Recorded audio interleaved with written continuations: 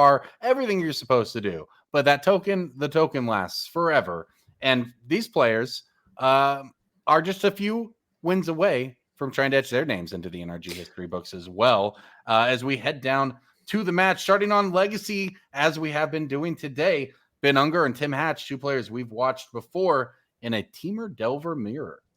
Yeah, Teamer Delver. I mean, Delver, we talked about being one of the best decks in Legacy for such a long time and really kind of fell off through kind of the rise of the Dimir decks. You know, we talk about Grief, you talk about Psychic Frog, these incredibly powerful black spells that were added to Legacy. And of course, some of those still around. We've seen Orcish Bowmasters in action and all these, you know, various stuff out and all these crazy black cards that exist in the Legacy format. Well, now with the recent banning of Psychic Frog and Vexing Bauble to some extent, we have moved back over to Delver being one of the best decks. And I'll tell you what, I am a happy man when Delver is one of the best things going on in Legacy. So Delver mirrors, I think, became more rare recently, certainly than they've been in Legacy's history.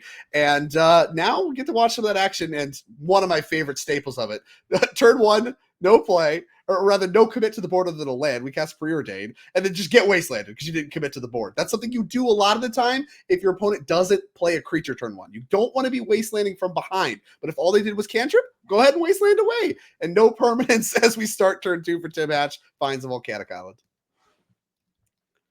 Yeah, that's a great summary of how these early Legacy games can often go. And it does. I mean, that's why one of the reasons why people love Legacy is that the meaningful decisions you make start as not just as early as turn one, but always on turn one, right? In Standard, right, most of the time, it doesn't matter what you do on the first turn. That's not what's going to decide the game. In Legacy, it matters all the time.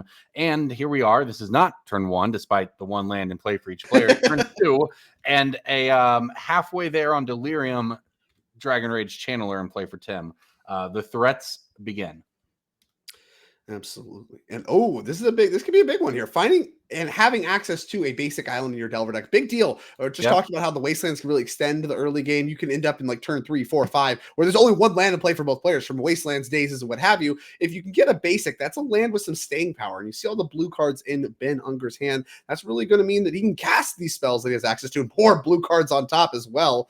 But needs a second land, I think, after using that Wasteland. This is really the only land we have access to. Just going to shuffle those spells away. Yeah, instant shuffle there for Ben makes sense. We'll try to catch a glimpse of the rest of his hand and see how desperately he needs that second land. But he certainly hoped to find one in that top three. But there we go. Fetch land off the top. Never didn't have it. And there's the Wasteland. See, this island already mattering. Just drew a Wasteland. Would love to use it. Can't. Yeah, because how big would it be here, right? If that was, you think, I can fetch, I can get whatever I want. I'm going to go get my Underground Sea. It's a great card. It's worth a lot of money. And then it just gets Wasteland and your opponent has a Darcy and you just die wishing you had a basic island that you could have found on the floor of the convention center, you know? So nice play there by Ben. Well, much nicer island than what you would, I think, find on the floor of the convention center on average. But yeah, I mean, very heads-up play there from Ben Unger and getting rewarded literally immediately as we got some surveil action before the Brainstorm. We already have a fetch land dialed up to the perfect Brainstorm. Has access to multiple forces. Unger not interested in fighting over this. And usually you don't see Brainstorms fought over too commonly, but it's not impossible. I've seen it done. Some Brainstorms matter more than others. This one, you're not too far behind, and you're not, or rather, I guess, far enough ahead that you think Brainstorm's the only way back in. You want to be a little more conservative with your forces here. Yeah, and Ben lets us resolve it, but for Tim, a lot of choices there, right? I saw a Daze in hand, a Force of Will in hand, a Bobble in hand to help you with that, and this will not quite get in there. I think we're still at 3 on the Darcy, so we'll see what he follows this up with, but yeah, I mean, this is a really big turn, even though he's only going to end up spending 2 mana at the end of it. A lot is happening right now. And what counterspells he chooses to prioritize passing the turn is also going to be key. Like both players sitting on free counter magic on 1 mana threats. It's all just about the mana advantage right now, which, as small as it is, has been Tim spending more mana than Ben. Matters a ton. I mean, I really think in all else equal, a lot of Delver mirrors do come down to the play draw. This is kind of a true tempo mirror. Play draw matters a lot as Delver is added to the mix. And I think we have a Bobble to turn on the Darcy now. There it goes. Yeah, no, that's even bigger there for Tim because now the beatdown begins as well. And if you're Ben, now I don't even see removal in the hand. So you have to force negationing this? Force negationing a Bobble to get him off Delirium. It exiles it. How relevant. That's the so force of sick. negation play that Force of Will cannot do. It exiles it instead of countering it, and that's why it's going to get fought over with a daze. Yeah, that's awesome. I love this. And of course, we know that Tim chose to leave the card on top with the Surveil. So it's not like it's another artifact or anything. It's clearly Is a card he Ben going to wants. force it? So he's not getting any value out of this daze, like the Surveil from the daze. So that's actually pretty nice if you're Ben Unger watching this, just kind of not really getting value. Oh, we're fighting again. Yeah. Wow. It's not the brainstorm that matters. It's the Mishra's Bauble that matters. Mishra's Bauble better than Brainstorm confirmed. Wow, look at that. Okay, Exile Mishra's goes. Bauble exiled. Darcy remains a 1-1 after all of that. I love Ben's like, now I'll take my life. I'll lower my life total now. I'll take one. Yeah, thank you. What a turn. A lot of cards at graveyard now for Ben Unger. Drew a Wasteland. Yeah, here's a spot where Wastelanding is kind of awkward, especially when you have a green and a red spell in your hand. You really want to be Flood Stranding here. This island has a cost. What is that top card? Oh, is that a Seek the Beast? A Questing Druid? Yeah, it's Questing Druid. Or Seek the Beast. You know, could cast either side, obviously. Now, we know this Delver's going to flip, right? He was very adamant about keeping that top card where it is. Then it's a Lightning Bolt. Yeah, he's clearly, he's on the full beatdown plan here. Even if it's just one at a time from the Darcy, it's 3 from the Delver, and the Bolt is another 3, and there's another Bolt in hand, and you're just looking at 9, 12, 13 damage really quickly here. Yeah, it's a lot of damage, and honestly, maybe is even more heads up with the Force of Negation play. Like, you're going to save a lot of damage over time to the Starseed. You mentioned there's no removal in hand for Ben Unger here, so being able to have access to no Delirium, but just a bunch of Lightning Bolts means that, yeah, Ben Unger is at a virtually like 10, about to take 4 on top of that at a virtual 6. But, I mean, that Darcy would have done a lot more damage, and not even clear that your Force I don't think you would have had time to get back into it if you hadn't fought over the Darcy trigger, Not to mention it would have been an additional card. Yeah, the additional card from the Bauble, too. Yeah, all that. Beatdowns. 4 damage. Down to 12, but we know from 2 bolts it's a virtual 6. As here's a Seek the Beast. Now this is the play for Ben. He worked really hard with that Force of Negation on that Bauble to buy himself the smallest window to play something that did not interact with the board, and this was it. He resolved Seek the Beast. He found a Wasteland and a Brainstorm. I don't think those are necessarily the cards he was looking for off of it, but this was really nicely done just to get to this point on the draw, I believe, against Tim anyway. Yes, he's the 7th seed here. On the draw, when you're sort of back up against the wall in the mirror, really nice job to get to this point. And we'll see if his deck serves him up what he needs to get out of it. But well played so far. A nice spot here, but it's kind of awkward with the way the spells have lined up. You really want to cast this Murktide Regent you drew because you want to be able to block some of these bozos attacking across. But you also want to get the value out of this Wasteland and this Brainstorm, especially the Brainstorm. And you can't play, you want to be able to do it all. You want to be able to do Murktide plus Dragon's Rage Channeler, get some blockers going, all that kind of stuff, and really start to stabilize this board. But you want those cards. You want to be able to catch up on card advantage. You did do a double force play. And even though you were on the draw, so you're already up a card kind of virtually, like I said, you went down 2, and the exchanging resources does matter. Even though this can be a very traditional tempo style mirror, card advantage does matter. Here's the first Lightning Bolt. Pew! More Surveil triggers as well. Oh, Creature found. Yeah. That's Delirium. And now Ben might be just, I mean, not just dead, because we know we have blockers. Facing down 9? Yeah, not great. Yeah, need a blocker. This is a good blocker. Murktide Regent going to be a 6/6. Can't double bolt decks. We chose to go face, which I think was right. Yeah. But the Dragon's Rage has to attack into this. That starts to make things maybe a little awkward. You can't just posture and try to wait for a better spot. Daze the pickup. Awkward.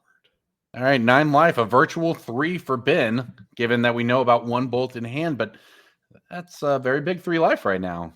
And after all the resource trading, exchanging, it is Tim who is just on 1 land in play.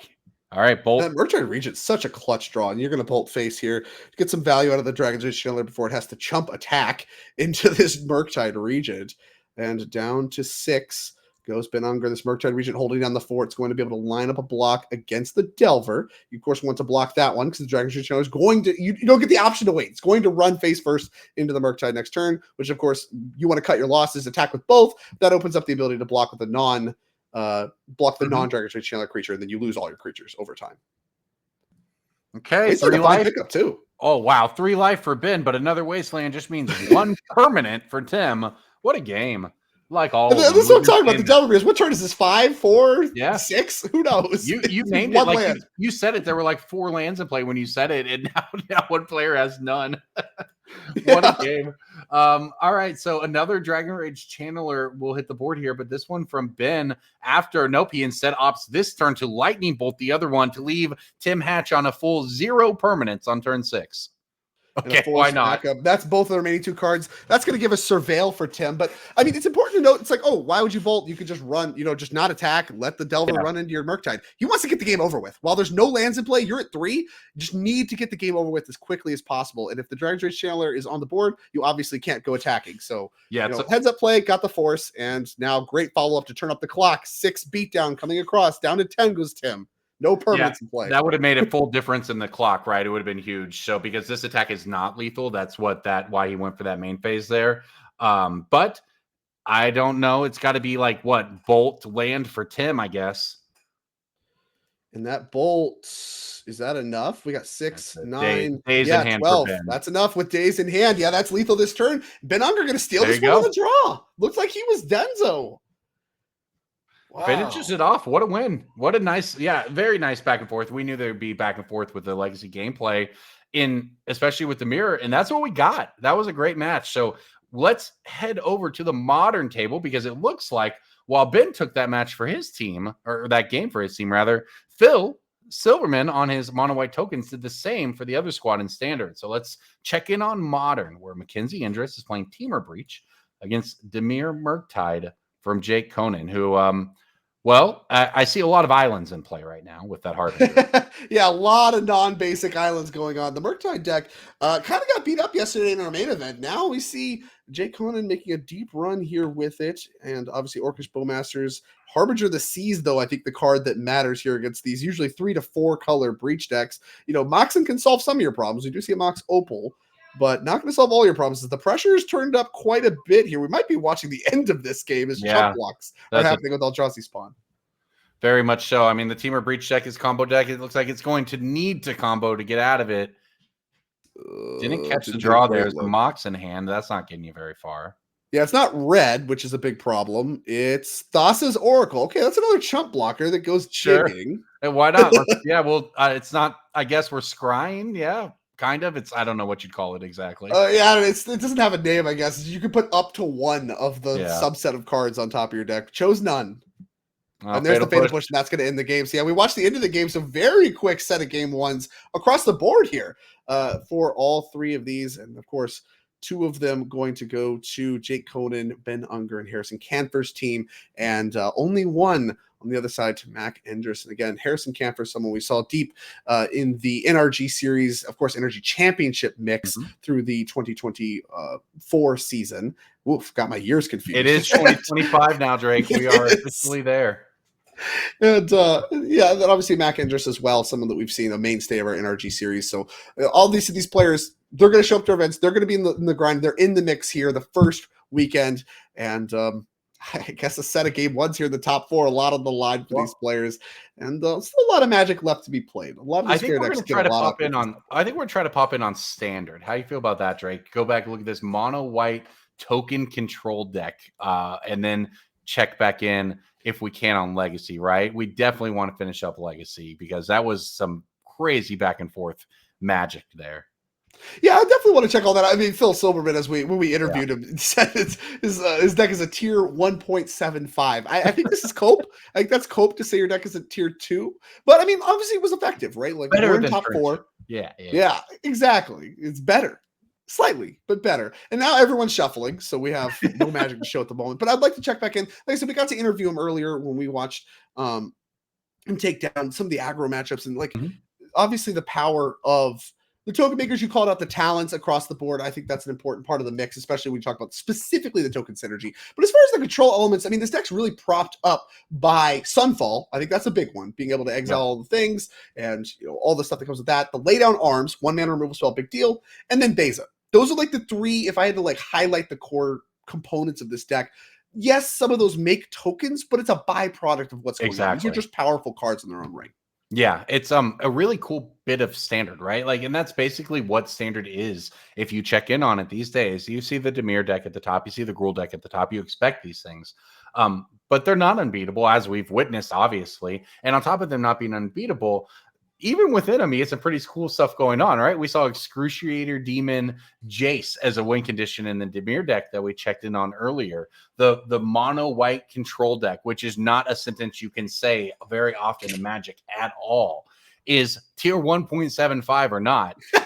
Having a great weekend in the top 8, in the top 4, possibly even, so look, you can do almost whatever you want. So as fun as it is to look and see the same, you see our Delver mirrors play out a million times in Legacy, it's also pretty fun to just pop in on a standard board and go, wow, there are 10 cards here that you are not used to ever seeing play in a constructed format, but they are working together with this talent and this trigger and this pump spell. Yeah, standard's just a really sweet spot right now. That's been a lot of fun, as has Legacy, which I think I think we have some people playing Magic finally. No more shuffling to watch. So down to the Legacy match we go, and a start of Island Ponder from Tim Hatch, starting with his basic island. We saw that come up quite a bit for Ben Unger last game. Really instrumental in his ability to stabilize on the draw. Has his island as well. Basic Island City here for both players, starting with a Delver and a Bobble. A little bit stronger for turn 1, I'd argue. Yeah, this is looking a pretty good start for Ben here. Obviously, the Bobble sets up the Delirium later. Pretty good. So Tim, after being the aggressor in the first game, is now obviously a little more on the defensive, trying to figure out, as he does not have the first creature, how he wants to respond to that. Yeah, I mean, needs to find, and this is kind of the awkwardness with the pile of cantrips we have. We see preordains among the mix as well.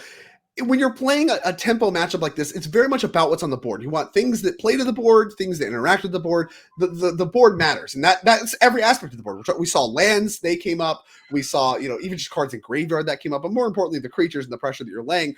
When you're playing cantrips, that takes time. Those are just turning these into different cards. They're actually like weirdly kind of bad. Like, obviously you want them when you're top decking, but they're kind of bad. Where it's like, I have to take my time off to spend my mana doing this, not interacting with the board. You would rather be playing threats and things like that, interacting with threats, than playing cantrips. So starting a Double Ponder, even though it's a strong card, not that good for Tim Hatch in this mirror match. Especially now with the flip Pyroblast flipping this Delver right away. Yeah, no, that's well said, because these cards that help you be efficient with your mana are sometimes just a tax on your mana. But hey, that's the trade-off of playing a high efficiency format like Legacy. Every mana you spend matters so much, and Pyroblast drawn for Tim here. So you talked about how once we get into the sideboarded games, especially in the Delver mirrors, a lot of removal, a lot of grinding, going back and forth, whoever can stick a thread and ride it. Something tells me that this one Delver here that Ben is getting the action going with is probably not going to be the one that decides the game. I think there will be several flurries of spells from players here once they decide it's time to start fighting over the board. Not a believer, are we? Yeah, it's I mean, look at that hand, just nothing but rebs and forces and counter magic, and Tim's is probably not all that different. So both players, I see a lot of red cards. Just preparing for the inevitable showdown here. Well, how about another cantrip? How do you feel about that? It's preordained time. Take a look at the top 2. Really only cantrips cast by Tim so far, which does mean that he is approaching a spot where there's none left and under some pressure, but not too much. No, he's going to have to do something, but that something is going to be fine. This really is just, the classic protect the Delver, I think, right now. If you're Ben, and if you're Tim, you saw a Wasteland with that preordain you have to think about. You see the DRC, so you can try to get on the board on your own. It's not delirious yet. Neither of side would be, although the artifact is already over there for Ben. He would be much closer, but just the 1/1 for Tim, but it's something. It gets your triggers going on Surveil as well. So the first decision point really of the match here for Ben. And I like this sequencing here from Tim as well. I want to give him some credit. Getting the DRC kind of off the preordained, you kind of want to, you see the Delver, you want to get rid of the Delver, but making sure that you can get as much value out of these red cards as possible. Now, if he goes to, take care of the Delver with a Pyroblast, Lightning Bolt, whatever, you actually get your Surveil triggers to go with that. So even if it doesn't resolve, whatever, what have you, you're getting some extra value for your trouble. That's an important piece that can really end up deciding the game. Okay, we're going to fetch.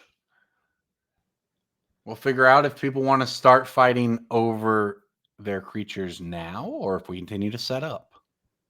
This is an interesting sequence from Ben, right? Like he has a lot of creatures. He's got the Brazen Borrower, the Murktide Regent, the Delver of Secrets, a lot of threats in hand. Choosing not to deploy another one here, hold up mana. I mean, obviously the Brazen Borrower is something you can do at instant speed, but then you have to crack your fetch lands. That's not without cost. You want to be able to have that for any kind of Surveil lands if you have one. I know some of these Hexblade Thundering falls, or you want to have it for your Brainstorms later on. A lot of times, if you can, you want to hold a fetch for a little bit while longer, and you have cheap threats you could deploy. Choosing not to, I think, is a loud statement that he thinks he's ahead. I'm right. very far ahead. I don't want to deploy anything else. I just want to be able to defend what I got going on, like you called out. I mean, Tim's at 12 life. It's dwindling, right? The fetch lands start to add up, but okay, here we go. The action begins. Lightning Bolt, Surveil trigger days to the graveyard. Yeah, no Delirium yet. We have instant land sorcery even after this bolt resolves, which it will. No fight. So all of that, we thought we're going to protect the Delver. Instead, we just let the Delver go. But it's only one. Yeah, beat down for one. Not too bad yet. A lot of catch up still to do as far as life totals do go for Tim Hatch, but is he no fight. Something you got to love to see if you're Tim. All right, got Brazen Borrower or Petty Theft in hand here. So looks like we're thinking on the instep of whether or not to use it on the DRC. Instead, actually just opts to not use the mana, not fetch, just draw for turn. And rewarded. I mean, a Brainstorm is a great payoff for not cracking those fetch lands, like I called out. Yeah. There's Delver of Secrets. Just going to replay the Delver. Even decided this isn't the Delver to fight over. The first one is. We just have a second one to replace it. We don't have to fetch anything that can get wastelanded. Just tap the basic island and go from there. Very reasonable line here from Ben, maximizing his protection and his mana in terms of protecting it from wasteland, right? Maximizing his access to all the colors he will need. There's been a lot of focus, I think, recently on just how broken fetch lands are as Magic cards. I think, players that have been playing with them for a long time know, but, yeah. Maybe players that are newer, especially people that came from the standard or even the Commander pipeline, they're a little bit less outsized the impact they have. In Legacy, they maybe have the most impact because of all these micro synergies. Brainstorm, you mentioned just holding up because that ensures you against Wasteland. Like, there's a lot of little things going on. I think Ben navigating the fetch lands in this game is an unsung part of how good the sequencing has been. I really want to give him credit for the sequencing and really the patience with these fetch lands, as both players are chock full of spells. A lot of game left to be played here. Look at that. We offered the trade of the 1/1 DRC for the 1/1 Delver, and Ben passed on that one. Yeah, no thanks. I want my 3/2. I'm ahead on life.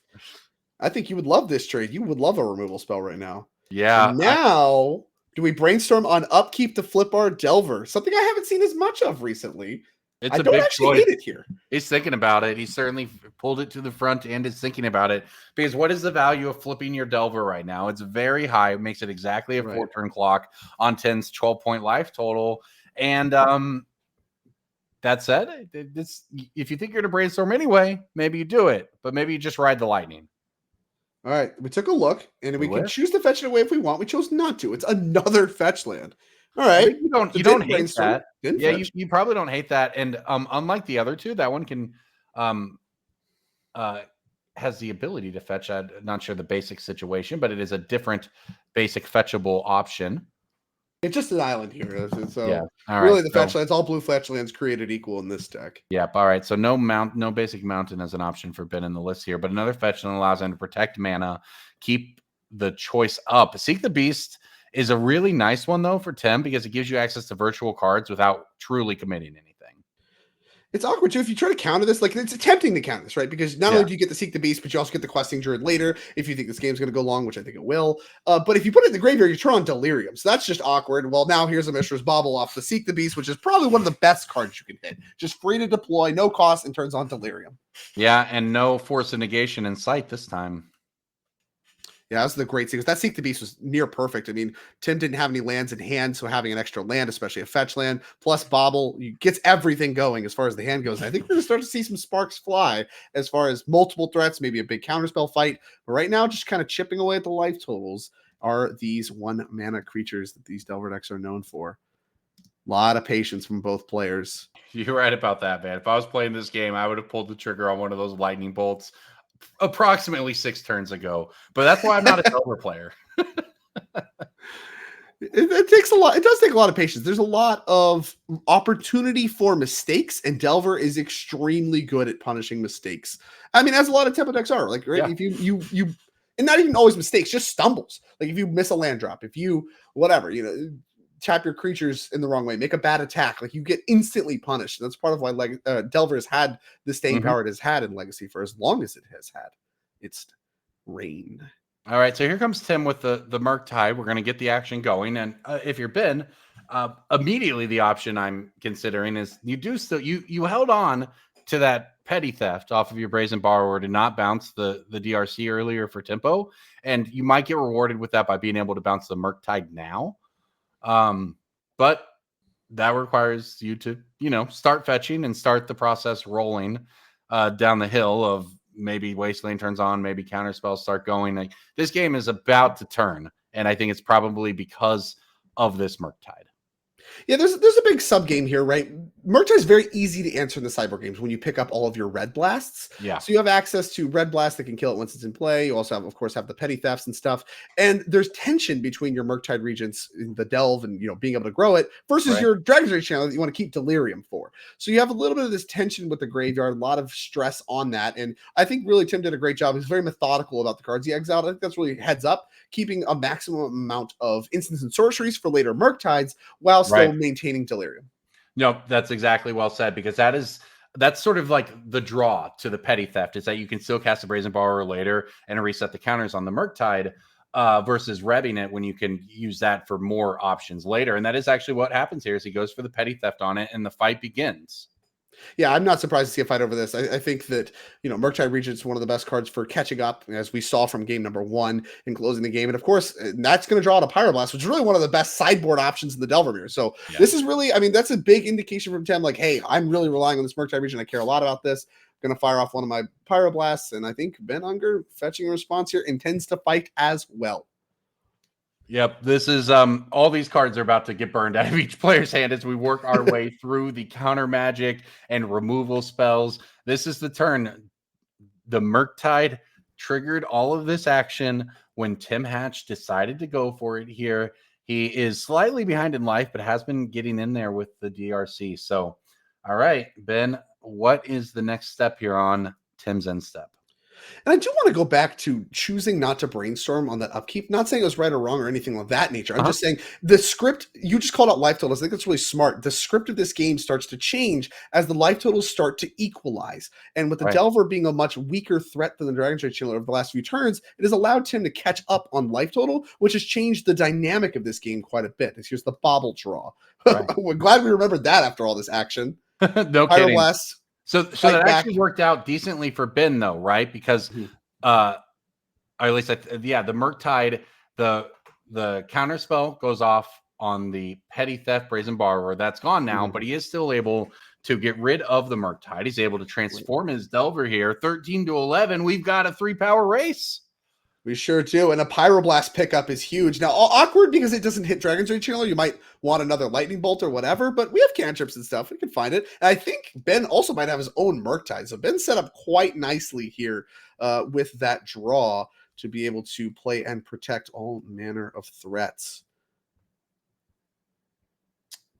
We'll see how he chooses to sequence here. Not sure if it's brainstorm time yet. Typically with the card brainstorm in a matchup that is considered quote unquote fair, like this one, you want to wait as long as you can. You want as much information before casting brainstorm as possible to make it as powerful as possible. But the question is, are we running out of time? Is time now?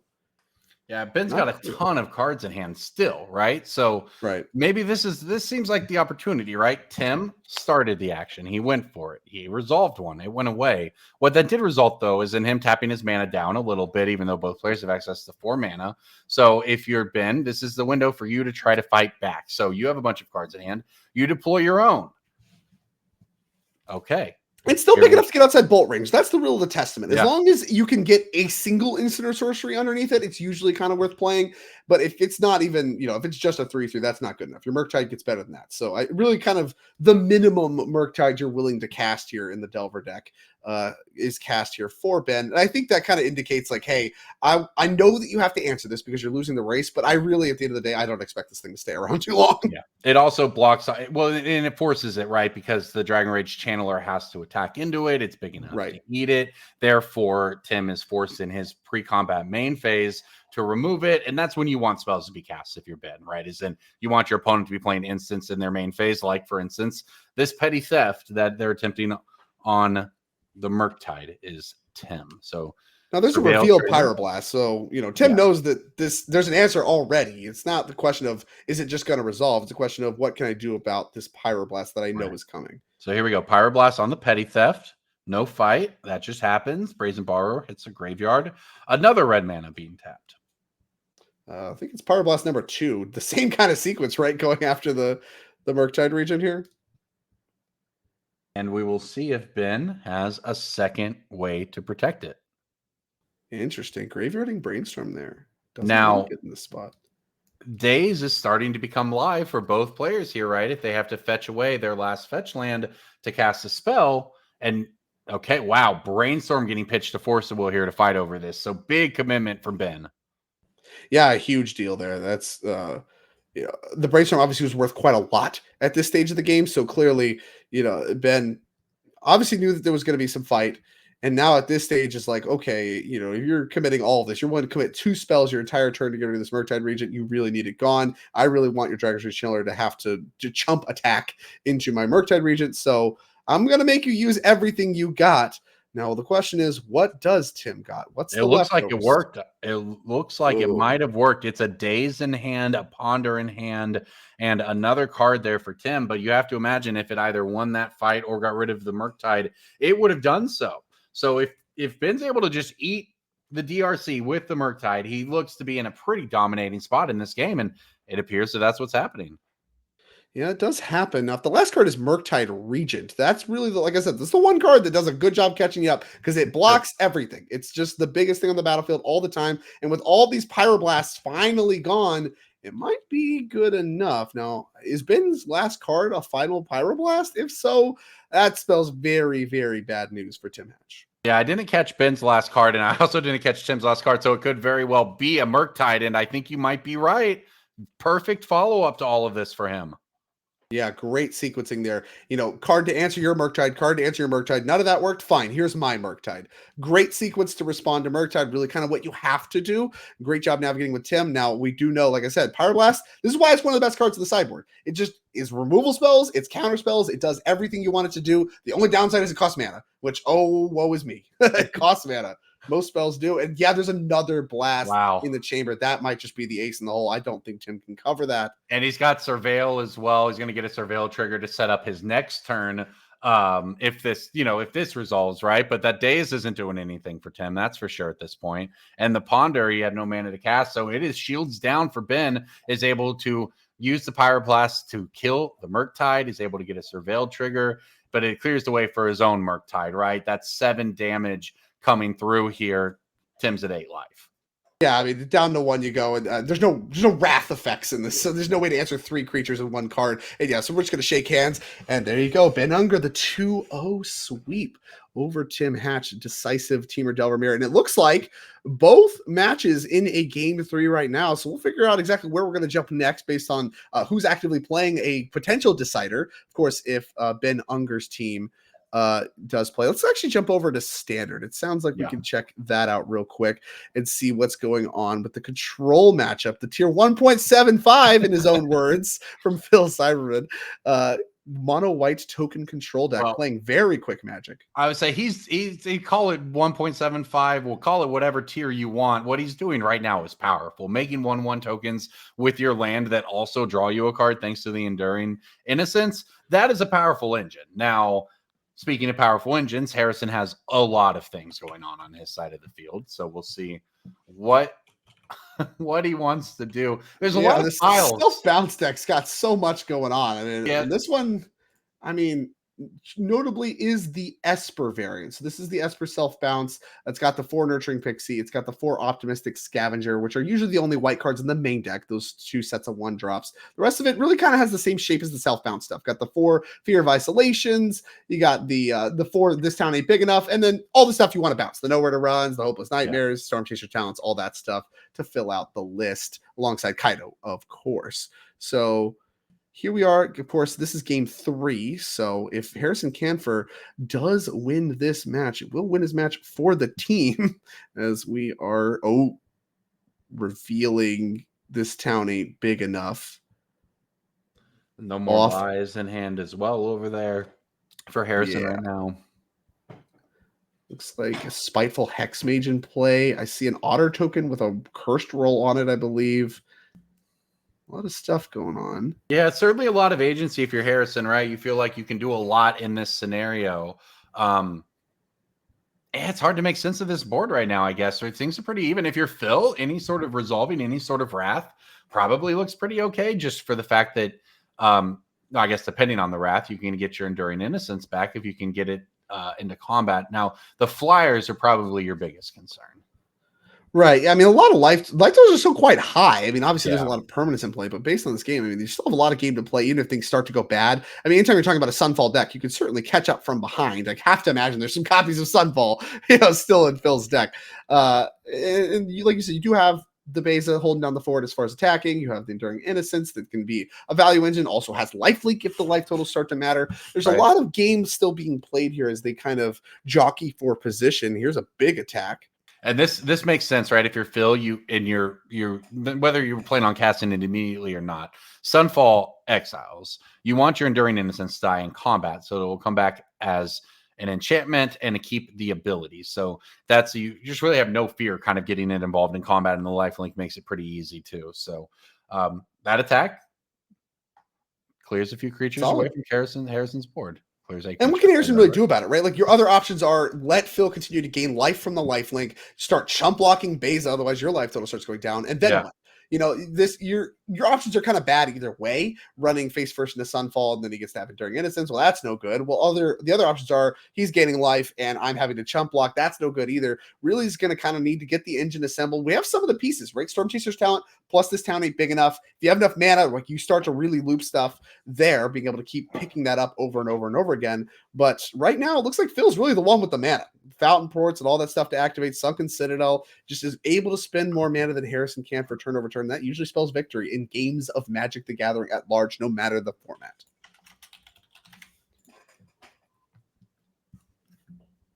Did not get a look at the draw. Big think, big attack. Yeah, there's a lot going on in this one for sure. Especially if you're Harrison and half of your cards interact with your own board as well as your opponent. Answer your own things. Just a lot of things to think about over there. But hey, attacking with your flyers, that's a pretty good place to start. I'll tell you what, self-bounce being its own thing is something that's quite appealing to me. Brings me back to the Eternal Witness evacuation days. Oh, yeah, nice. Yeah. Cryptic Command, Eternal Witness. I remember those. Oh, days. Eternal Command, talk to me. Here is a fear of missing out. Yeah, you've definitely missed out on that format.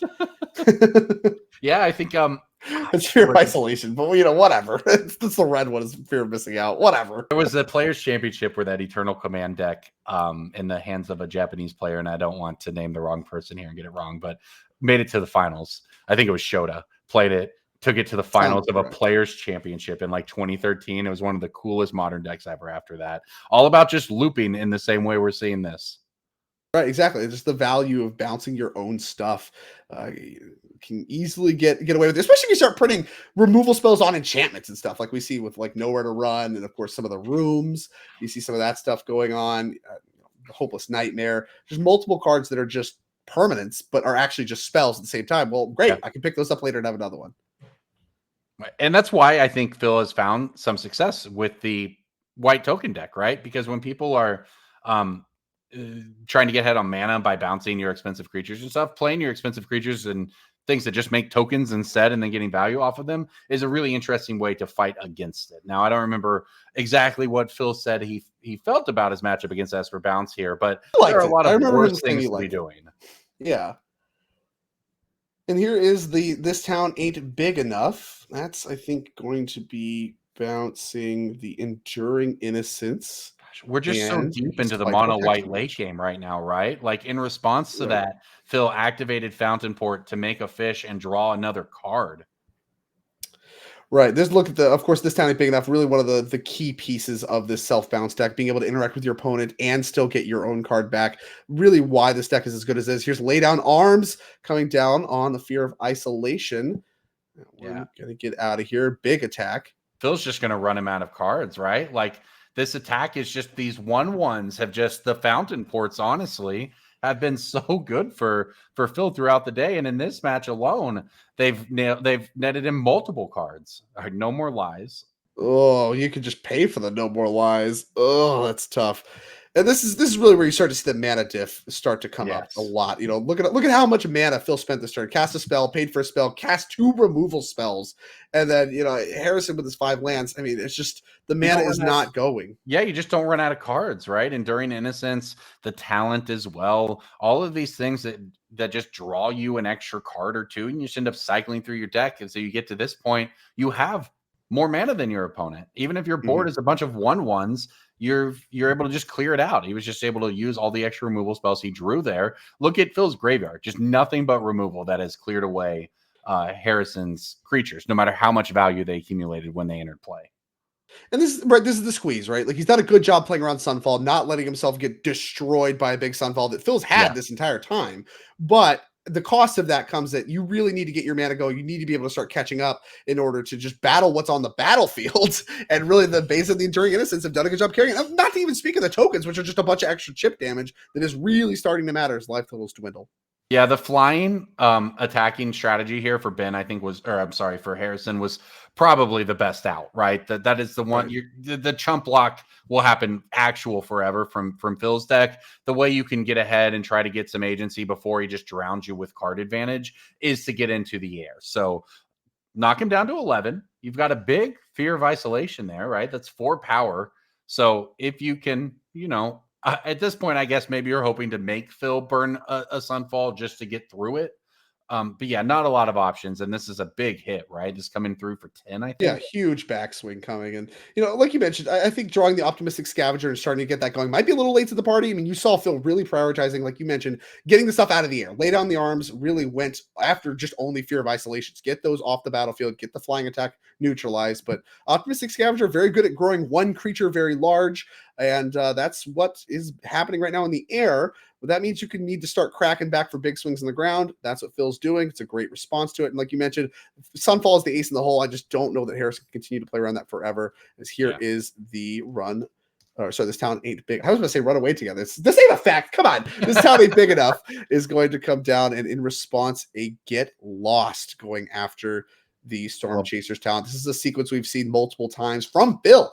Just yeah. responding to this town ain't big enough with Get Lost on the Storm Chasers talent, just breaking up that loop before it even gets started. Nice line by Harrison, right? You were able to make pretty decent blocks on that turn. You were going to bounce to save life. You were going to be able to put another counter on the Fear of Isolation there, have it up to 5 power, and try to find your way to 11 damage. But unfortunately for Harrison, Phil just pretty much has everything he would possibly want. And here's a split up to get rid of the All untapped creatures untapped only. creatures. Right, you just attack with everything. So you just get rid of all Yep. the untapped creatures, pick off a couple creatures there, and back Fountain to Port is Harrison open, I we believe, go. as well for Phil. Okay, well, we still got a big flyer. The game's not over. Life totals are still kind of close.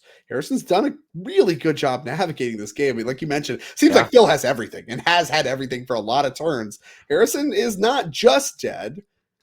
Got some ways to spend The mana. Go Flyers start are with a his map the token. flying is his line here, right? Because Fountain Port can make more chump blockers on the ground that are going to be untapped. So you just actually are hoping to get as many. You hope it's only 2. more attacks in on the air, and there you go. Is we Are we Yeah, so revealing use the another map fear of token isolation and on top? true the restless anchorage. Yeah, the fourth fear of Yeah, isolation is on top off the second map, which gives us 5 in the air. That's not a lethal attack yet, and would not be a lethal attack next turn either. right. That's the real math here, right? Is for Harrison is you've done really well to try to get in as many attack steps as possible. I just don't think he's going to get a third one after this. Yeah, because the problem once again is the life link. Like this actually came Yeah, up really huge here, right? The enduring innocence, being able to swing the race a ton, comes up, and like you mentioned, nothing is happening on the ground. Like Phil has his yeah. way with the ground game, so it's all about the air. The fear of isolations are what's going on in the air, and the optimistic scavenger. I mean, having that hopeless nightmare is the follow up. Actually, does grow a point right away, right? Enchantment for your optimistic scavenger. So we're doing stuff. Yeah. So all this stuff is happening now. And that's the counter's going to go on the optimistic scavenger because once again, we don't have a lethal attack over 2 turns. Let's just try to stymie the bleeding as far as blocking the tokens and hope that we can get 3 turns. Yeah, it's going to be tough, but I guess that's what you're looking for here. I mean, hey, Phil only has, I guess, now 1 card in hand and maybe 2, but it's not 6 or 7 anymore or 5, right? So you actually have some hope that maybe he has to go digging with Fountain Port, and we can get a few more attacks in the air. And it does look like he had another land, did Phil? Yeah, he discarded the Sunfall to the Hopeless Nightmare. I didn't see a backup, but did whatever he decided to keep had to be more valuable than Sunfall. And I think if you're Harrison Kemper, that can't be a good sign. It looks like possibly a Beza. That's pretty good. Again, this is just about the life totals in winning a race, and Beza just makes races an entire joke. You're just unable to race. You get so much life, you get blockers, you get it all, and yeah, follow up Beza here would be problematic. So Phil's at 5. There it Yep. is. Harrison's at 1. Beza hits the field. No tokens, no cards, but you do get life. Or no, you don't even get life. Well, that's what if you'd played It's it down to main 1. phase, if you had played it before combat, you would have got life, right? So, Okay. or maybe he gets the life anyways. He's up to 9. Well, maybe it doesn't matter because a ground blocker is the same as Yeah. life, right? That's the same thing. Interesting. Whatever. I mean, an untapped blocker plus the fountain port. No attacks are happening on the ground ever anyway. His fear of isolation still can threaten to beat down. And here's another one. Okay, well, We have the restless anchorage too. If we wanted to go well, that direction, looks like we're tapping it right away, so we don't. just counting, attacking blocks here. All right, how big do we have the fear right now? It's hard to tell, but Was that lethal? So we had life totals at 9. It went up 2 from the fear of isolation plus the hopeless nightmare. the handshake might have come from the middle table. Oh, sure, I see it. No longer matters. Yeah, we checked top cards, but it looks like things did resolve. Jake Conan did actually end up winning that one for his team. The team captain of his team, able to fell. I don't know, like that game was about to end anyway. So really, It was well done. Very well played by both sides. Mono White was looking pretty good there. But hey, that's a beauty of team events is sometimes your teammates bail you out. Middle table said, hey, we got this. And that is one team punching its ticket to our finals. Absolutely. And so with that, I mean, of course, I'm sure that was the last match play. So we're going to take a very quick break and then we're going to be back with the finals, our final match of the weekend here on our first weekend of the season and of the year on the NRG series in 2025. Don't go anywhere. We'll be back with your finals very shortly.